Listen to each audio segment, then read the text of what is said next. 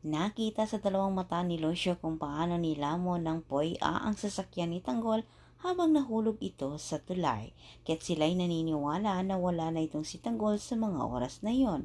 Dali-dali din nila itong ibinalita kay Roberto. Subalit hindi nila batid, bago pa ang nangyaring pagkahulog sa sakyan ni Tanggol, nauna nang bumaba ang mokong. Hindi naman si Ramon nakapagpigil sa kanyang galit sa mga gerero, lalo na't inip na siya na gawin ang kanyang dapat gawin na tapusin ang buhay ng mga ito. Wika ni Ramon, kailangan na umano niyang singilin itong si Roberto sa mga bagay na ginawa niya dito kay Tanggol. Aminado naman itong si Ramon na siya'y kinakabahan at kinakatakutan niya ang mawala itong si Tanggol.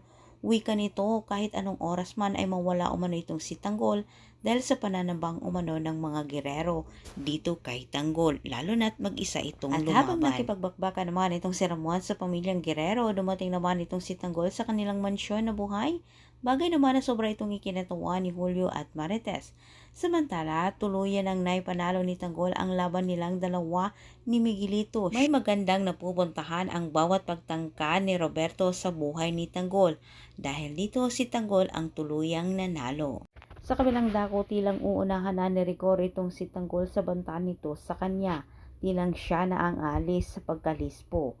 Natakot itong si Rigor at hindi rin niya matanggap ang pagkapanalo ni Tanggol, kahit sinabi niya kay Mando kailangan na niyang umalis umano sa pagkapara.